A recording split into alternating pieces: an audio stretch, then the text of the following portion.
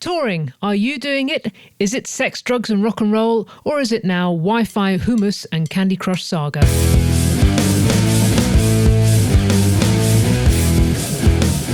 Hello and welcome to the Space Bar at the GiG TV show with me, Christian Thomas and Jessica Lee Morgan. Hello. It has never been easier or cheaper to be an independent musician in the 21st century, but it has never been harder to be heard. Discuss. Today we're discussing touring and the implications for the modern musician. First of all, point one, who's doing it? Well, what is the point of touring to start with? It's to promote your music, to be heard, to develop a fan base, to sell merchandise, to develop new material. It's marketing and marketing research all wrapped up in one. So who are we? I guess we're independent musicians, Chris, aren't we? Well, yeah. we're not dependent on anybody else, are we? No, that's true. We've been musicians for as long as we can remember. We've got a record label or two.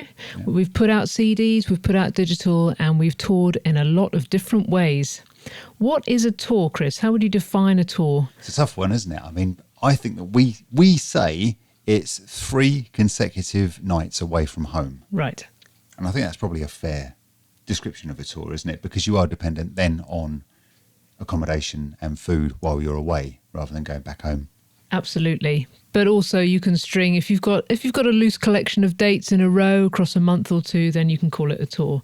But you'll usually be travelling a lot. Yeah. And relying on Greg's pasties. Other pasties are available.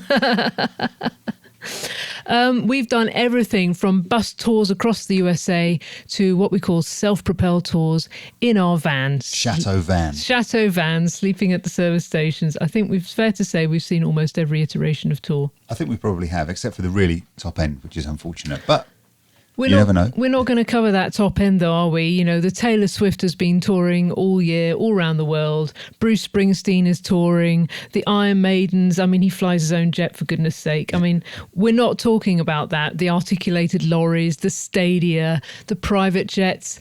Although they are, strictly speaking, just scaled up versions. It's just a scaled up version of it. Yeah, isn't it? You've still got your rider and your crew, and you've got to go on stage every night. I mean, that's basically the point. You have to go to a show. Yeah, and play a show. It doesn't really matter what level it is you're at. It's that those principles are exactly the same. Absolutely. The auto cue is not very good on this one, is it? No. You see, this is the difference between doing a radio show and a webcast. We still need our auto cues. I can't see it anyway, so it doesn't make any difference. So how are we doing it?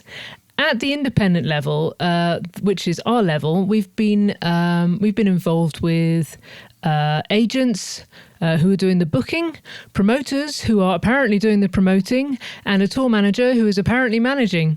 And we've included our friends, the Blow Monkeys and Robin Hitchcock, in this, and we've toured a lot with them, haven't we? Quite a bit, yeah. Quite a bit. A few thousand miles with them. A few thousand miles and a few dozen dates with each of them, and it's been a real pleasure, each one. But actually, we're kind of in the same boat. Their name is definitely bigger on the poster, but we've been lucky enough to be invited by deservedly them. So as well, you know, they've earned that right. Yeah, but they're still independent musicians. They're still doing it basically from their own kitchen table, despite the fact they've had a lot more major record deals than we have.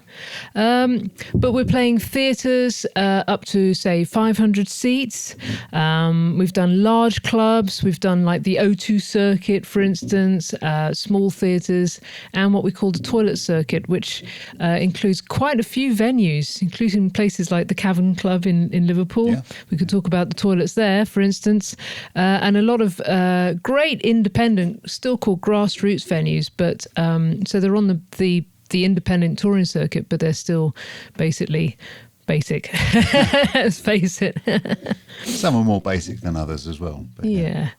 But for most others, for most other people, you're booking your own tour. You are your own agent, promoter, tour manager, driver, catering truck, and then you play your gig and you rush out to the end at the merch table and you sell your merch. So it's very much hand to mouth. I would say a hand-to-mouth existence. And I don't think a lot of audiences are aware of exactly how it happens. No, not unless you've done it. I don't think you realise exactly what goes on. No. I think how it's much effort there is involved. Yeah, I think it is important to know, because without wanting to dispel all the magic of a gig, and it's exciting to go to a gig and see your favourite people playing, or to discover new music. More importantly, you don't quite realise that the people on stage have probably driven hundreds of miles themselves. They possibly haven't been fed. They haven't had a sound check. Something's gone wrong, and all this stuff. But for some reason, we keep doing it. Why do we do it, Chris? I haven't got a clue. I've got no idea. It's quite magic, though, being on stage, isn't it? Brilliant. It's the best feeling there is. Yeah. So that's why we do it, because there's nice people we meet on the way. Like, you make tour family, don't you? Yeah. That even if you've toured with them, like the guys we toured America with when we were with Holy Holy Bowie, whatever they ended up being called. We did a lot of miles. The band were lovely, but also the crew were lovely. Yeah. And you know that whenever you get back in touch with them, it's going to be like meeting up with family again. Yes. Yeah. Very much your tour family. I mean, not all bands get on with each other, and not everybody gets on with the crew. No. We were very lucky in that situation. Some people don't speak to the crew. Well, exactly. Yeah.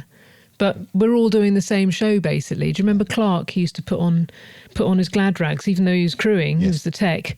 He used to put on his glad rags before the show, because he would be on stage, handing the guitars over, and all this, and something goes wrong, you're going to be seen. I think I really like that. But of course, he's a performer as well. He is, yes. Well, he's a drummer, but but he understands what it takes.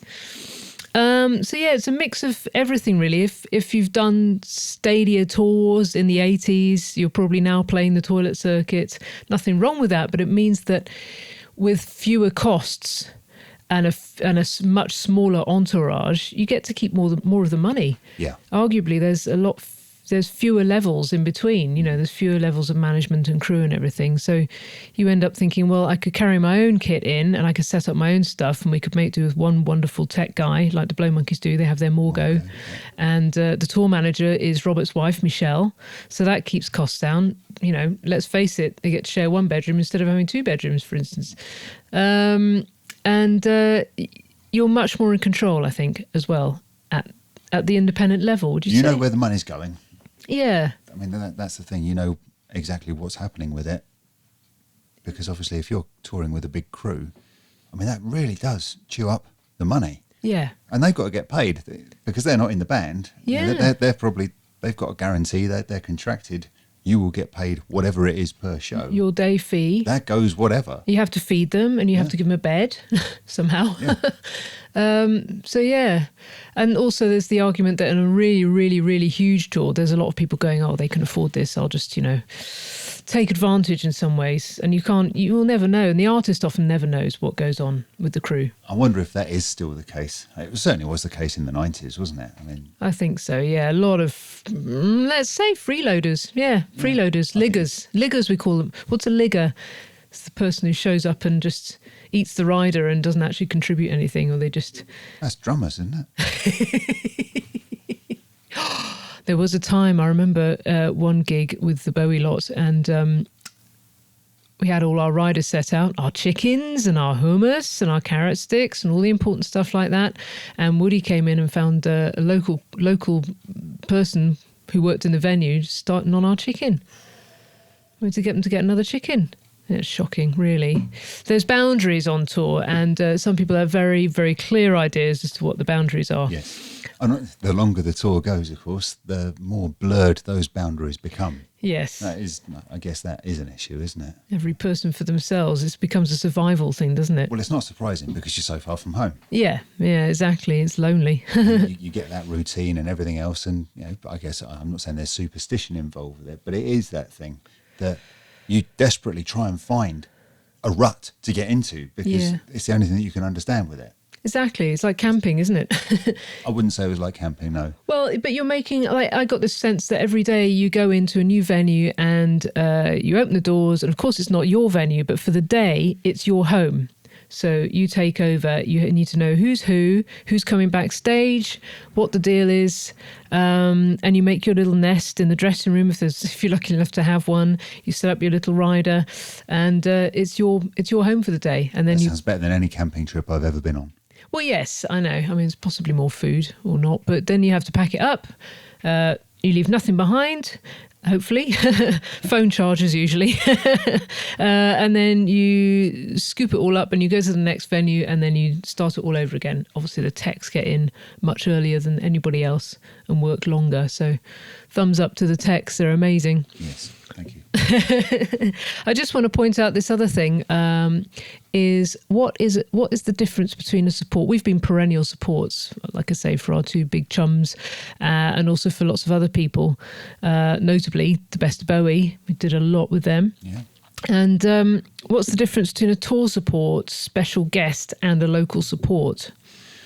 I mean, the tour support is one who goes around with the band. Yeah. So they're there on pretty much, if not every night, they're there most of the nights on a show. Local support is from the local town to try and bring in added numbers to the audience. Their fan and base. also to give it's a good thing to do for a local band as well, to get that boost of playing with a larger band, playing to perhaps a larger audience. Yeah, definitely. That is a thing. Yeah, definitely.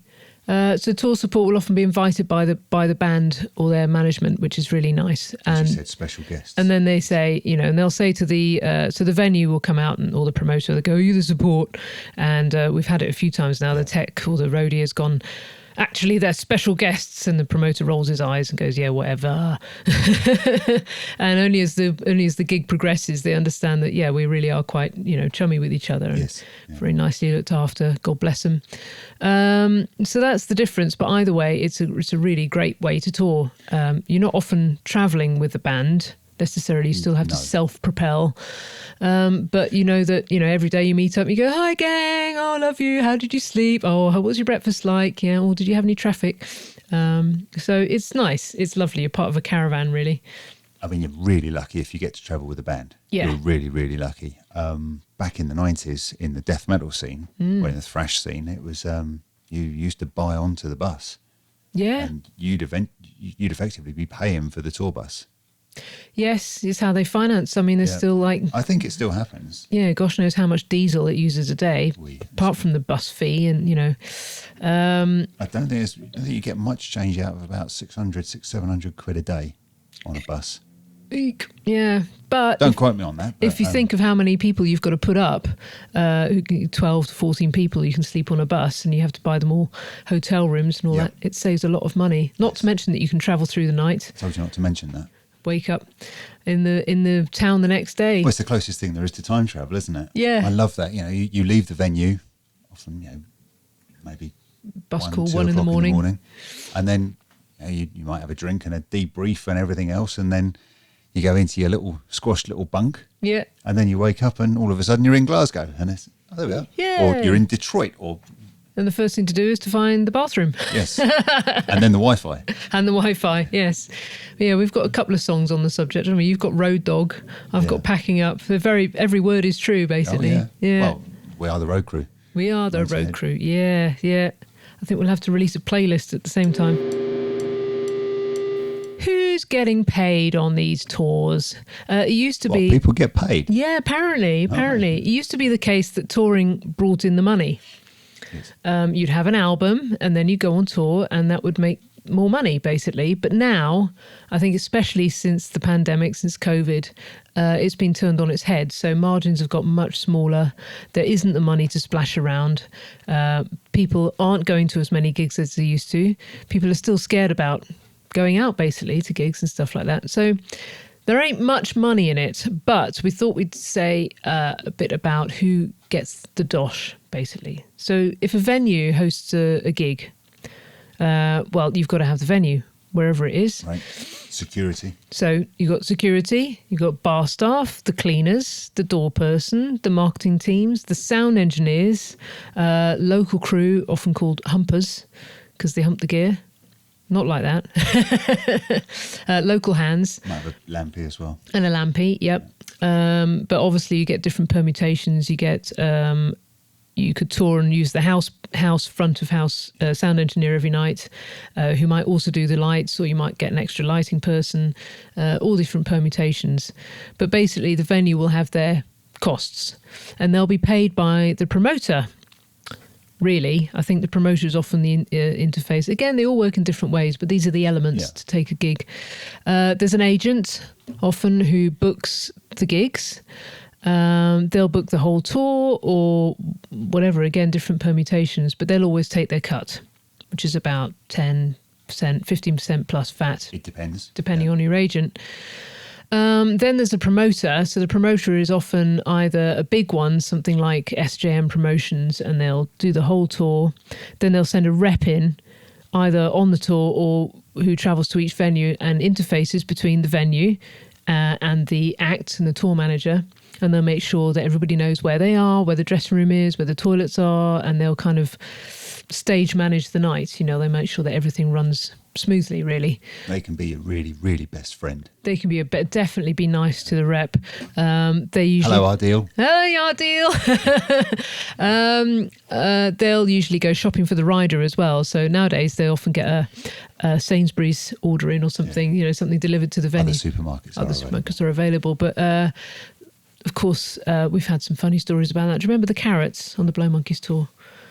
So usually, how could I forget the carrots on the Blow Usually Monkeys it's the tour? same shopping list, a standard shopping list for the main act, the headliner, and if you're lucky, the us people, the support act. First night we had 1.5 kilos of giant carrots. You know, Our rider said... Carrot sticks. Carrot sticks. And the Blow Monkeys probably had something similar, you know, fresh vegetables or something. So 1.5 kilos of uncut carrots. You know, who carries a vegetable peeler? Take a vegetable peeler. You never know what you might need on tour.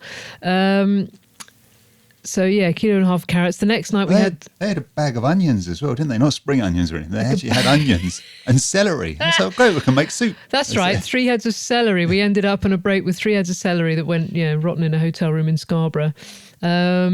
I don't like celery anymore. Post-COVID. You and Neville from the Blow Monkeys Yeah, both Neville off had the celery. same thing, Yeah. So so the rider's obviously quite hilarious, but at least you know you can always make a good soup at the end of the tour.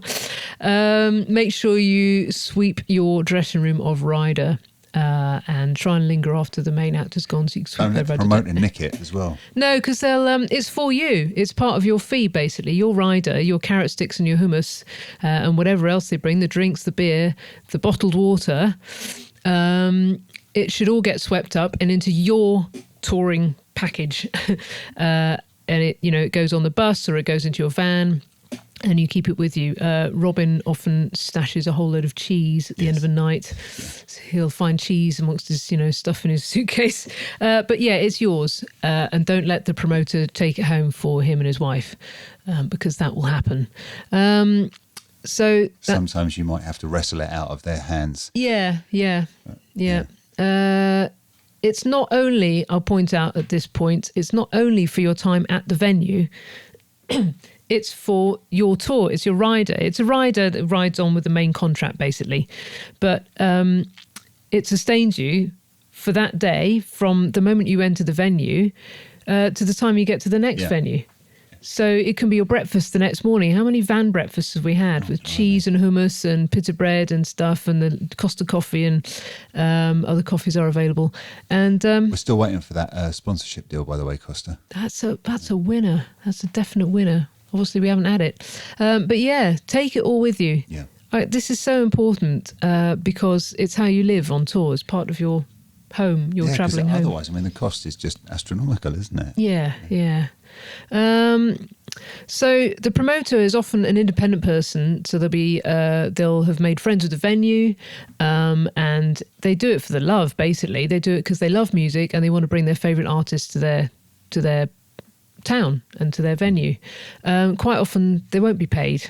Quite often they'll make a chili from home and bring it along. That was nice, though, wasn't it? Yeah. They'll quite often invite independent artists to stay in their house afterwards, which is a contentious issue. We have done it once, and I can't say that I was comfortable. I think, and I was there with you. And you were there. I don't want to go into details. It wasn't anything terrible. It was just, it felt unprofessional, to be perfectly honest. I would rather have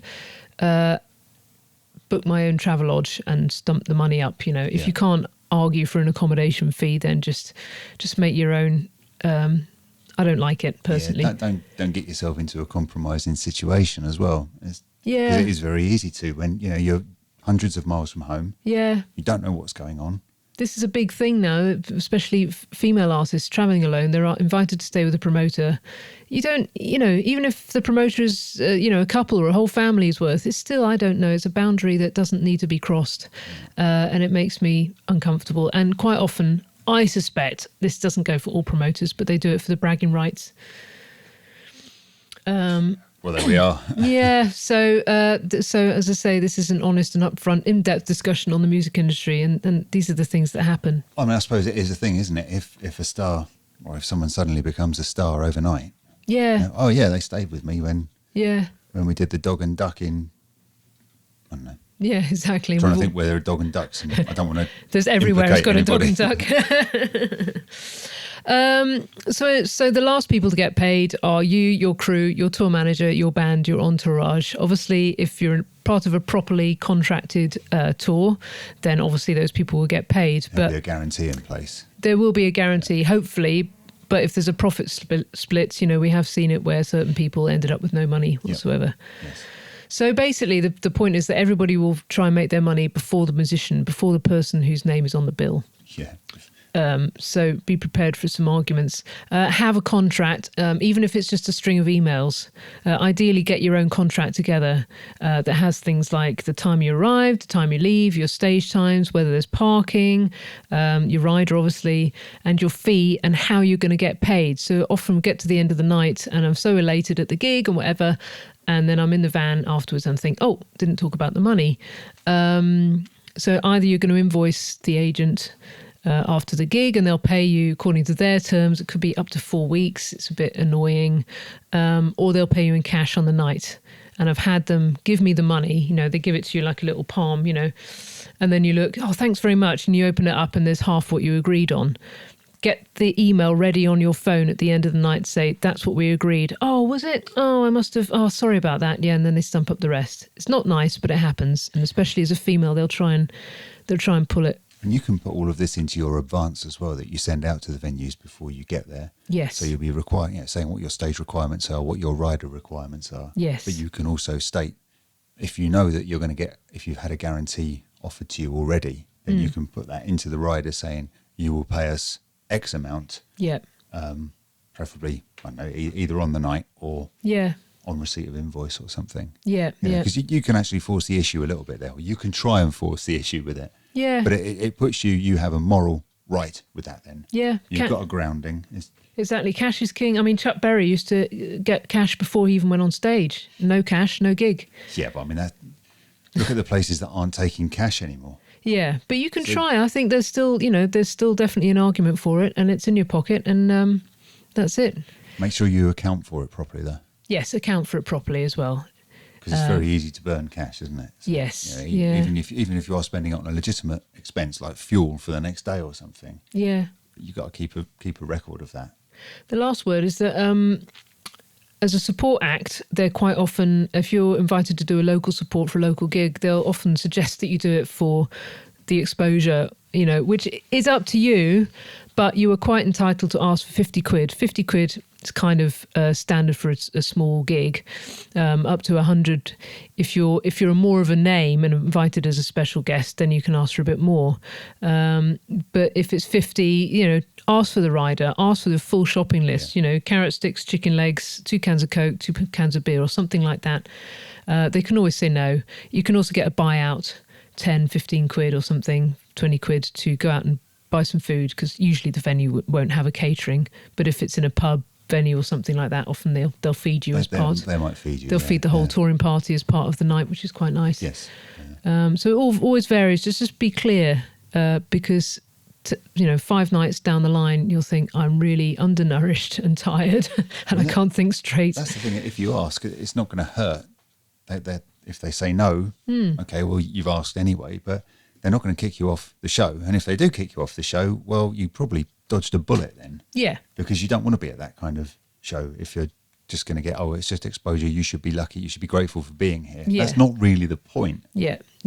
exactly. I mean, they can wheedle out of it. If you're the headliner, obviously, and say, "Where's my flipping food?" Well, yeah, that's different. They'll often try and say, "Oh no, we'll cook you a nice meal instead of giving you everything you want," which again is not what you asked for. Yeah, things don't work like that because you might have a delay in getting to the venue. Yeah. You can't. You want to have your rider. You want to have everything available. You want to have what's familiar to you as well. You don't want to have to wait for somebody to go and get a glass of water for you when you just want a bottle of water. Yeah. Which has happened. We've seen that quite a few times, actually. Yeah, you want a kettle, you want a coffee making facility, you want to be in control. You don't want to be at the beck and call. "Oh, you've got to eat at my mate's restaurant. It's amazing." And then it comes, he's like, "This is not what I can eat." Yeah. Anyway, that's we'll come on to the well-being bit later, but the other costs of a gig. What's recharge, Chris? You're quite keen on this one. Got to be a little bit careful with this. I mean, you may not see it. It's something that comes out in a contract, and it's often in theatres. It probably won't happen on a smaller scale, but sometimes a venue will try and recharge the cost of the PA and a sound engineer or the lighting or anything. They'll try and charge that to you. So you've got to be very clear that all of that stuff is included before you sign that contract, because you don't want to think, well, okay, we've got a few people in, we should make a couple of £100, then find out that you've actually got to pay for the sound engineer. Yeah. It will often say you can have it for a fee which covers sound engineer, PA hire and lights. But just make sure that that's included, because otherwise the recharge that can be, charged to you is quite high. Yeah, and it's a shock then when you think, "Oh, I can count about 200 people out front," and then you get your settlement at the end and it's like 50 quid. Yeah, just because you weren't clear. The merch is a big thing. Merch is the way most touring people make their money. So have all of your CDs, consider making something for the tour. Anything goes, basically. T-shirts, tote bags. I'm making my own tote bags. Signed photographs, anything like that. Anything that's fun, and lay it all out on the table. You might CDs as well. Do you remember those? Yeah, CDs. People like them. You might have to sell it yourself. As the support act, we've often helped out Robin selling his merch. Do you remember that time we first met him and he turned up with a little box of CDs, like 25 CDs, just one title? And his fans are real collectors, aren't they? And they turn up. I have way more CDs than he did. And they go, "Oh, is that it?" So he sorely underestimated the love that people have for him. And then on subsequent tours, he's been much better supplied. But you still got to bring it. You've still got to drag it in a suitcase. He's got a suitcase full of clothes and merch and his guitar, and that's it, So, but it's well worth doing because people will be willing to spend. So have a credit card machine of some kind. Square costs 20 quid for a reader. That's the thing. At that cost, it's if you don't have one of those, you're leaving money on the table. We've lost so many sales before we got that. But and particularly post-COVID, things have changed so much with this. Those venues aren't taking cash. People don't necessarily take cash to a gig anymore. So you've got to have a card reader. I mean, get one. For 20 quid is, and it's like 2% every transaction or something. Which isn't great, and obviously we would prefer it if everything was cash, but it's the difference between a sale or no sale. And obviously help your the other people on the bill. You can watch the merch stand for them, sell. And then watch out for the merch fee that the venue might charge. Some of the bigger ones, for instance, I remember that Liverpool Philharmonic, we've played in the big room where you did merch for the Bowie tour. They take a cut, and then we played the music room, the smaller room with Robin. They take a cut. So at the end of the night, they'll come up and go, "How much did you sell?" And we have got to take 10%. I'm sorry about it. And they go, "Oh, it's been awful. I only sold 3 CDs." And they go, "Okay, that's fine. I'll have 3 quid." And they know full well that you're probably lying. And the person who's taking your money doesn't really want to charge us either. Other venues, though, they'll have a security guard counting your merch in, counting it out, all sorts of things. It's pretty horrible. Apparently a good way around that, and I wouldn't know about this, is if you're carrying a kick drum in or something, you can put T-shirts in there. And post hoc, after security guard or whoever has checked your stock, you could then bring some up with you. I mean, all this smuggling happens, particularly cross borders and things. I wouldn't know about that. Wouldn't know. We're not talking about any of that stuff. No. But it's definitely a money spinner. And again, proper accounting is vital, but it's well worth doing. Now, I believe Tim Burgess, he of the Charlatans and the Great Haircut, he was behind something called the 100% list, I think it's called. And it's a list of independent venues, mostly independent, that don't charge a merch fee, which means that you get to keep the money. It's up to you whether you want to pay someone 50 quid to run your merch store if you can't do it. Having said that, now I'm thinking, I'll sell my own merch. And actually, post-gig, I'm so swamped with people wanting to say hello. And also, I've just played a gig and then trying to sell merch. So if you can afford, if you think you'll sell enough, try and get, or just your friend or husband, wife, whatever. And it depends what you've got in your touring party as well. Because, I mean, you've also got to break the stage down. Yeah. You've got to get your stuff off stage. It's manic, yeah. So you're usually breaking down the stage now. I'm trying to sell merch and people actually ask me for my autograph, good Lord. And it's a lot to deal with. So try and get a friend to do it for you. Or the venue might know somebody.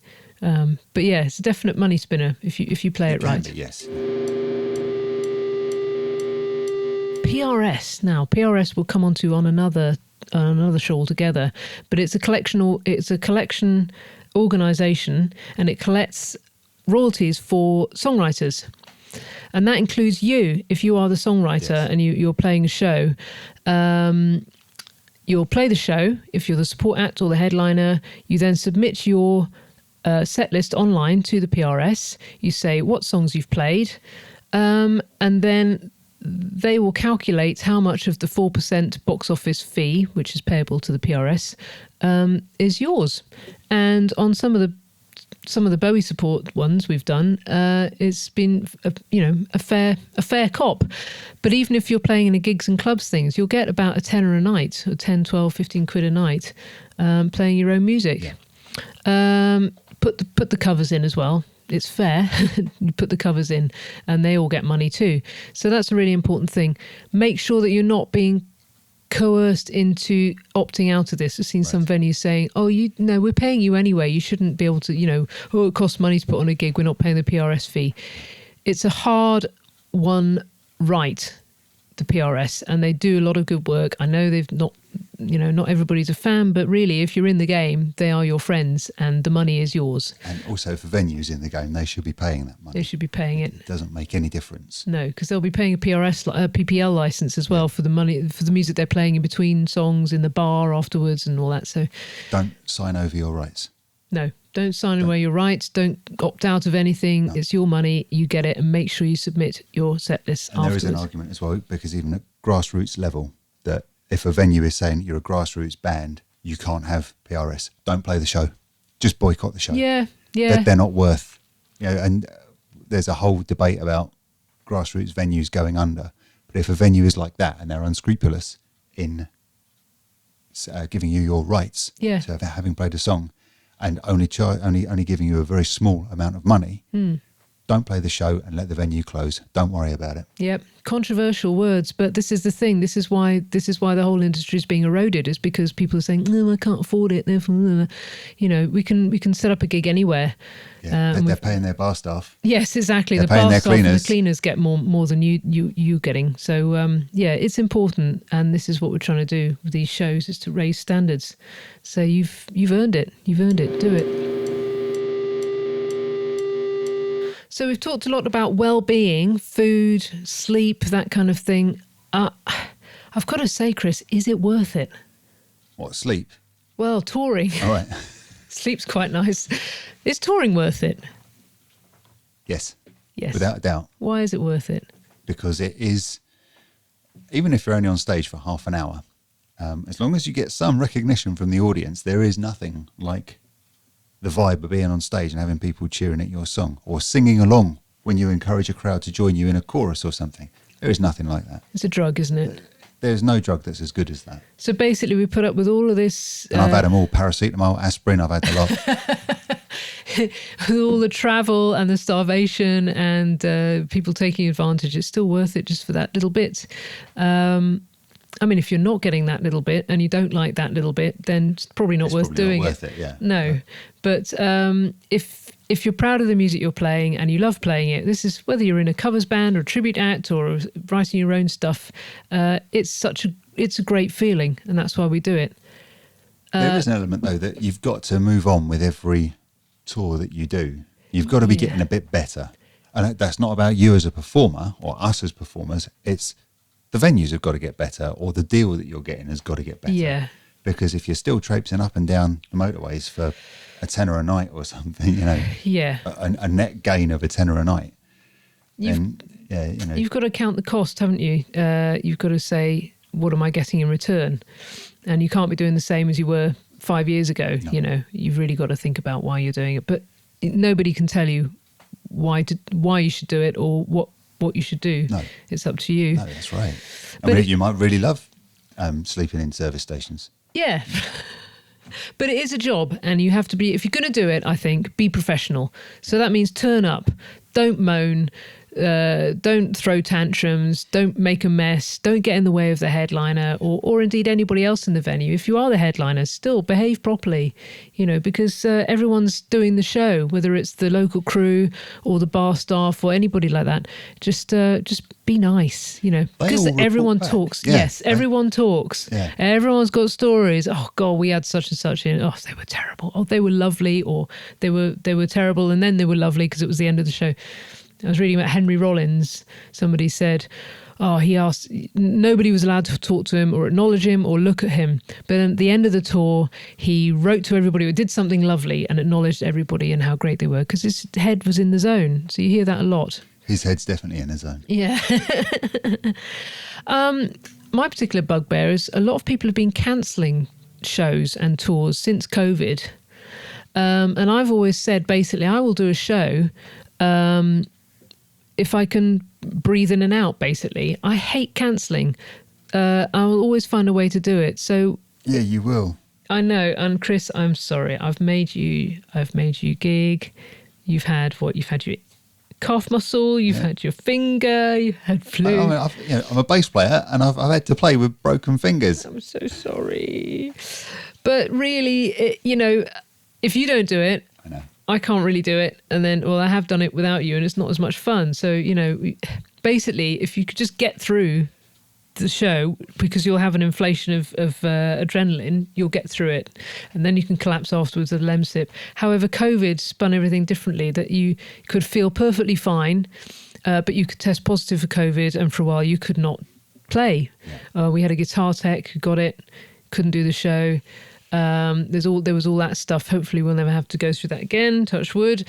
But really, I think post-COVID, people were saying, it's ill health or mental health or COVID or whatever. And actually, it was low ticket sales. Yes. Yeah.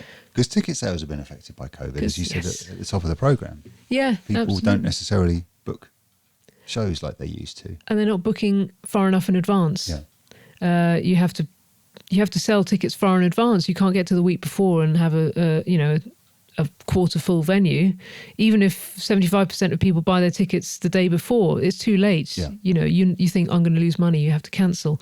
So cancellation probably for sickness, the promoter can get their insurance back, for instance.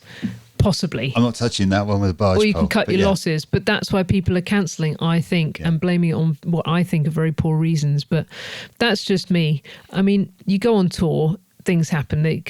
Gigs get cancelled or changed mid-tour for various reasons. People get sick, accidents happen, hopefully not. So be insured yourself. Yeah. Musicians Union has insurance along with your membership. There's really no excuse to be insured. You see people go, I lost all my instruments. There's a practical thing, like you've got to source new instruments before the next show. And some instruments are irreplaceable. Fair enough. Perhaps you shouldn't be touring with your irreplaceable instruments, but get insurance. Things happen. Anything happens. Get AA membership. You will break down. If it can happen, it will happen, basically, somewhere in your touring career. We've been on a tour bus tour. Yeah. And the bus has broken down. Yeah, woke up in some quite a lot apparently. But goat farm in Texas or something. Like we still made the gig. The tour manager got a load of the people who owned the farm. I don't even know where we ended up, but the people who owned the farm basically put us all in their pickup trucks and drove us 2 hours to Dallas where we played. Flipping heck, that was yeah. So the tour will go on. The show must go on. It must. Yes. It must. It must. It must. Otherwise, you're letting down hundreds of people. You know, when Adele cancelled her residency in Vegas, these people have got transport booked. They've got hotels booked, and if the show doesn't happen, it's all. You can't just refund the tickets. That's not enough. It's not enough. No. You know, you've lost all that other stuff. So just don't be a dick and do the show, for God's sake. Also, look over your shoulder. If you don't fancy doing a show, just look over your shoulder and look at the queue of people who would love to be doing that show. Exactly. So, yeah, don't be a big head. Food, exercise, booze and drugs. So well-being is a big thing. Vitamin C, don't get scurvy. Yeah. Eat well. Don't eat too much junk food. Don't drink too much. You know, beer is great. Don't have 10 beers. Just have a couple of beers. See, but all of that stuff is easy to say.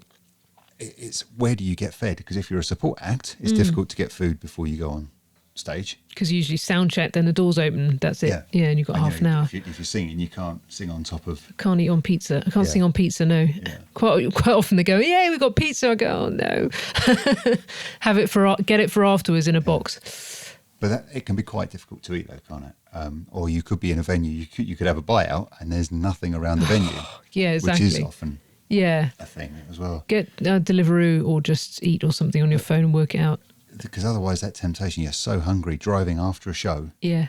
Because particularly if you're having to drive to, say, a hotel at a service station or something like that, you've still got to drive for maybe 3/4 of an hour to get there. And service stations shut early in the UK. Yeah. There's usually a WH Smith's. You can get a dry sandwich. So you've got to be careful. We're not sponsored or affiliated in any way, but we took Huel on our last few tours, and that made everything a lot easier. Yeah. Just knowing that you actually had a food supply. Yeah, something that you had you can have a bowl of pastoral curry, or you can have a shake, and it just stops the panic, like that empty panic feeling. You can't have it all day every day, but it certainly could. Knowing it's there, substitute a couple of meals with it. Yeah. Yeah. Obviously, if you want to sponsor us, that's absolutely fine. Lovely, yes. You can stock your van full of, tins and packets, ramen noodles, or anything you can make with a kettle, or, just fruit or nuts or anything like that. So you've got a good supply. My dad, I remember him buying a sack of almonds like this in the Walmart just before we went on tour, New Jersey Walmart, and, constantly on the almonds. So, but that was a particularly well catered tour as well. That was. I had the very best avocados I've ever had in my life in San Francisco on that tour. Fillmore West. Yeah, Fillmore West. Yeah. Yeah. Oh, they didn't have to put on a spread there. You lot didn't see any of it. That was the crew. It was only the crew. Yeah. Yeah. I was wandering around, but yeah. Booze and drugs. Well, that's a whole other show. Just don't do them, kids. Including painkillers I've put here, but those days are on the wane simply because you have to do the whole thing yourself. But it's just not. You might get caught up in the moment, and I have, believe me, many times. But a hangover on a tour bus is not fun. It's a lot more fun on a tour bus than it is in a splitter van, or in a transit. Yeah, but you're still sharing the toilet with 14 other people, with certain toilet restrictions. But people do it to get over the highs and lows. We've done some great shows. Everybody's screaming. They buy your stuff afterwards. You're such on a high. Then you pack it all up, and that's fantastic. And then all of a sudden, you're in a service station car park, unable to find any food. It's hard to deal with the ups and downs. Yeah, it's really difficult, and that's why people, in the old days, used to party with sex, drugs, and rock and roll. It's because you want to prolong the party. You've been at work all day, even if you have been on stage, and it is work. It's a long day's work. Yeah, you've got to be on your game. Then you need to decompress. So it is often, much later in the morning. And then the roadie, for instance, has driven home. Another like Morgo drives home after a show. Sometimes he'll arrive home at 7 a.m, and then go to bed for the day. So you really need to look after yourself whenever you can. If you're not touring, keep on the exercise and the good diet, because that will stand you in good stead for when you are touring. Even if you are young and in your early 20s, you should still be doing this stuff, because it all adds up and it catches up with you really quickly. I remember when I was working for the PRS Benevolent Fund, looks after, members in difficult circumstances. There was only a young lad, and he said, I need a career change or something because I can't keep up with the boozing on tour. And the rest of his band really wanted to, hit it hard. And he said, I can't do this. It was very wise, but a very difficult decision. I think it's going to start slowing down on that front now. People are realising you just can't. It's a lot of downtime, though. Yeah, it's an awful lot of downtime. The other thing is that you're living in the future of the constant stress, even when you're not on tour. So you might get booked for a tour in January. If you're lucky, you've got lots of notice. You get booked for a tour. They send you the schedule. So you know you've got to be at these places in September. So you start working out your hotel, book them in advance. You get good rates. Then you've got to figure out, can you get from here to here? Then you're looking on Google Maps, how long this journey takes and that long takes. So you're working down to 4 o'clock will be arrival, 6 o'clock will be sound check. So you're living in September, but you're still in January. And then all of a sudden, the day after the tour in September, that's it, doof, gone. It's gone, yeah. So it's really strange. So mental health is so important because you've got all this to deal with. People change on tour, don't they, Chris? Oh, yes. They can do, yes. Not everybody does, but yeah. You become, because somebody else is often in charge of your life, you become like a little kid. Like, school kid, yeah. Where do I go now? What time is it? Where's the toilet? Where's the Wi-Fi? I mean, I've been on minibus tours where lead vocalists might have turned into small children. And they're all of a sudden they're back at school on the back seat, throwing things at the driver who also happens to be the guitarist of the band or something. Yeah. And it's just like, what are you doing? If you've ever seen the film, the film, it's not a film. Bad News. Yes. Yeah. If you've ever seen Bad News, it is absolutely perfect. That the big time mentality that people suddenly think they've got because they're driving up the M1 in a knackered old Transit. It's amazing how it happens, even at that real grassroots level. Yeah. I know. But that's it. You become institutionalised on tour, don't you? You can do, yes. Because you've got that what grind. What does Master Tour say? Yeah. Don't ask me. Ask Master Tour. Ask Google Diary or whatever they've set up, or the tour book. Yeah. But you forget, don't you? There was one tour, we had all our itineraries on the back of our laminates. So you have a tour laminate that you wear for the whole tour. And the venue knows to recognise those ones on the day, for instance. But, you're there in the merch stand afterwards. They go, oh, it's great. How's it going? Where are you off to next? And you go, Can't say I haven't got my glasses on. Hang on. Even to the extent of I've stood up in front of a show and gone, hello, Guildford. And actually we weren't in Guildford, we're in Gloucester Guildhall. And, you can't, it is, all the cliches are true. That's all I can say. Everything you've ever seen in Spinal Tap or Bad News or any other Brian Pern, they're all true, definitely. But people change as well because you're a long way from home. You could be in the middle of we've said we're not going to do the year-long tours. Yeah. But you could be in the middle of an 8-week tour. Yeah. And you're 6,000 miles from home. Yeah. You're not going to be your usual jovial self. No. Sometimes, to be understood, you're going to have bad days and you're going to have good days. But there will be times when you're going to miss your family. Yeah, and you're sick of the sight of the people. I mean, we had that 6-week tour in America. The lads were very sad and missing their family and missing their wives.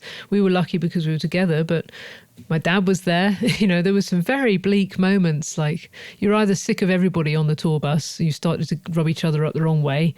Which didn't happen. A couple of moments, but generally it didn't. Generally, we were quite well behaved. The tour manager said, "I can't believe you. You're not watching telly or playing games, or you're getting smashed every night." Yeah, but it does happen though. I mean, particularly on those the big tours, the long tours. Yeah, that's why bands have individual buses. Yeah, with their own family on it. Yeah. You've got to have the sanity because they've seen what's happened when they've done it before. Yeah, that's it. Anyway, it's worth it. So should we sum up, Chris? Go on then. I think despite the pandemic, these are unusual times, despite the pandemic knocking it out of everybody, I still think there's this thirst for live music. People are still going to gigs, even if there are fewer of them. Yeah. They're still going, there's still the buzz, they still love the excitement of going. So, we want to make it the best it can be, really, and look after everybody. I guess, you've got to do it. You have to get out there and do shows. It's still the best way of selling direct to your audience. Yeah. You get to meet your audience. Yeah. definitely. It's market research and marketing and everything rolled up into one, isn't it? You don't have to get tight as well after being on tour, don't you? You really... Musically, yes.